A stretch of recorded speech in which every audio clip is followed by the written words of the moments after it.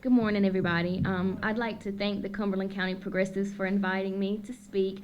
I do work for the North Carolina Justice Center in our Education and Law project, and I have lots that I could say about racism and our public education system, and I would be happy to come back at a later time or to talk to you individually about that. I'm not here in that capacity as an education outreach coordinator, but there are definitely institutional systems in our public education system that are denying our minority students the right to an education, and that is a big issue in North Carolina and in Fayetteville, especially with the zero tolerance and discipline policies. So anyone who's interested in talking about education and racism and improving education for our minority students, I would love to do that. I've been asked to speak today about media and racism, and that is because at one point several months ago this summer I attacked a racist media organization in Raleigh. I am a Lumbee Indian from Robeson County and grew up in Robeson County my whole life, never left Robeson County until I got into law school. And I did not have a very conceptual understanding of what racism is until I left. Because in Robeson County, I'm the majority. I'm Lumbee, and we're 45% holding it strong down there. So while I never felt like a minority, I did live with the treatment of other minorities. And I would like to begin my discussion with a discussion about brown versus black and how we are all fighting each other. The infighting that is happening in our communities is actually assisting these institutional racisms as they grow, and we continue to fight one another. So I just wanted to give you a short story about my background and why I do the work that I do. When I was in 6th grade, it was actually the summer before 6th grade, and I tell this story all the time, so bear with me, please. And I was in the pool at my best friend's house, and we were playing pretend like young people always do, and we were pretending we had boyfriends. And I went to my middle school, elementary school, high school. I went to predominantly Native American schools. I had maybe 3 or 4 African American classmates in those schools.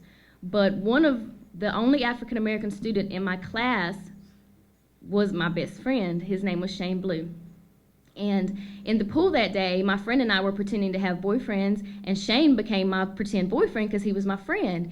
And her mother overheard me calling Shane my boyfriend in this pretend reality that we had created out in the pool. You know, we're laying out, pretending we're grown-ups and had our boyfriends. And I was snatched out of the pool, and my mother was called, and I was taken into the house, and I was berated with questions as to why I was pretending that this little black boy was my boyfriend. Now, mind you, this is not reality. This is a child's young mind, and I did not understand what I had done wrong. And this is the first time I stood up against racism because I told my best friend's mother, I said, "Aren't you supposed to be Christian?"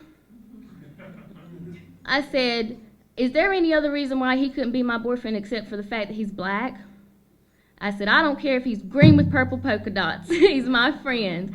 And my mother tells that story all the time too, because although I'm a minority, and I'm more of a minority than any black person in the world, I mean, Native Americans in the country have even less of its significance in a modern culture here in America, but we still create someone below us.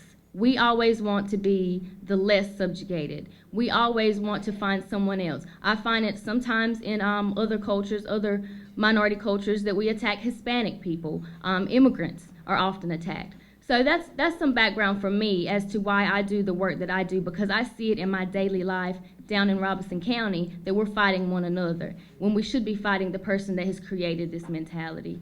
I tell people all the time, you've got slave mentality. You're just accepting it. And they hate to hear that because they think Native American, we weren't slaves, but we were all slaves. We were all slaves to this institutional racism. So, like I said, when I left Robeson County is when I really was slapped in the face with what racism was and the fact that I was a minority. I mean, I was a real minority, and I'd never felt that before. And in law school, there's this radio station in Raleigh called G105, and I became very familiar with the just racist antics. They attack African Americans, Hispanic folks. And one day after law school, it was this summer, they decided to attack my tribe, the Lumbee tribe of North Carolina. Now, mind you, I had long been boycotting. I had a personal boycott. My friends in law school had a personal boycott against this radio station because he was so racist and so inflammatory. He actually insulted children with disabilities. He made fun of children with autism, said they just needed a good beating. So he's just a bigot in every sense of the word. But when it became an issue about him talking about the Lumbee Indians, my folks got very, very incensed. I mean, he went on a 20-minute tirade and basically said we're inbreeds. And in my opinion, that's the worst thing you can say about a person. I mean, you're attacking them genetically, saying I'm genetically inferior to everybody else in the country. So my tribe approached me wanting me to do something because they know I'm a rabble rouser, I guess. They had heard about me, and before this they had no use for me because I'm the one taking up for the little black boy that's beaten at school. So normally my antics were not anything they wanted to have to do with. But now it's the Lumbee people who are being attacked. So let's call Beth and let's get Beth to plan a protest. So I did. I started planning a protest. Hundreds of young people contacted me. We started a Facebook group. We have more than 1,000 members. I know nonprofit organizations that don't have that. These young people were contacting me, craving for some way to attack this. I mean, this is public radio, morning radio, 6 a.m., and this man is saying these things. So I went about planning my protest. I went about organizing these young people, trying to channel their anger into something positive. The Lumbee tribe calls. The Commission of Indian Affairs calls and says, oh, G105 is offering to pay us $100,000. And I said, okay, well, first of all, in our press conference, we said that we were standing up not just for ourselves, but for everybody. So in this buyout, this sellout we're going to do, they're agreeing not to ever say anything about Lumbee people again. But 3 days after their suspension, they were on the clock berating the Mexican consulate. Now tell me what has changed. Are you going to take these people's money and say it is okay? You are going to say, as long as it's not me, it's okay. That is not what my people are supposed to stand for. That is not what our communities are supposed to stand for. I watched the Hip Hop Awards on BET last night, and I will tell you, Russell Simmons' acceptance of his award was the most beautiful thing you could ever hear, because he said, what we have is bigger than what the government has. He says there's not an African American group in this country that's more gangster than the administration we have right now. And what we have is beautiful. But we have to work together. We have to combine forces. And when I made a stand, I stood up against my tribe, and I stood up against the Commission of Indian Affairs and said no. And I actually attended the Commission of Indian Affairs meeting with the general manager of this radio station. And they were talking about the buyout. They were talking about the scholarship. And so I finally took my time. I asked the chair if I could have a few words, and I wasn't supposed to, but I knew that they wouldn't deny me the opportunity to speak if I asked in public, because everybody knew that I had already held this protest, and it had gotten a lot of media coverage. I don't know how, but it did.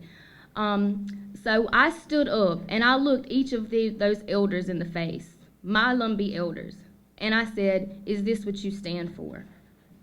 Is a measly $90,000 enough? Are you going to sell your dignity? This is about your community. This isn't about you. This is about attacking an institution that has told you for your entire existence that you are less than. And there's not a dollar amount that can buy that back. The only thing that can buy that back is a struggle with each one of us. And so that's what I told those folks. I said, this is personal. I said, why is it okay for them to say it about a Hispanic person or an African American person, but it's not okay with us? Why have you been listening to G105 this whole time, and when they make fun of illegal immigrants, you probably laugh along? It's a personal thing. It's a daily decision to not accept this. And then once as Nancy said, once it becomes personal and internalized, you become like I'm sure many of you in this group are, where you attack it every time you see it. And then you can start changing people's minds, but only when you live it yourself. Only when you live it yourself can you change people's minds. So, in my recommendations for tackling racism in media and in life, because media is just a demonstration of what we see every day. We understand that the things that the media displays, for instance, Roderick and I were talking about this young man who was drugged to death in Paris, Texas, that none of the major media outlets are covering. But we have to make sure that these stories are told in our communities. I also think that we need to discuss our real history. Our textbooks, and this goes back to education, our textbooks are creating machines who believe this heroification of these old white men, if I may say so bluntly. It really is a situation where we have created heroes of these people, and then we have created villains of people of color in our history. We need our young people to know their true history, and we need them to be proud of it. And then finally, we need to realize it's all about money. I say this all the time. Racism is just a growth of classism. I want to respond to the question that was asked right before I started about what is the power, and what's the system that controls it. 1% of this world, there is 1% of the population of this world controls 90% of the world's wealth. That is what's controlling racism, and that is the only reason they decide to subjugate entire classes of people based on their color and their economic status. It's because they want to keep the 90% that they've got going. And with that, that's all I have to say, and thank you very much.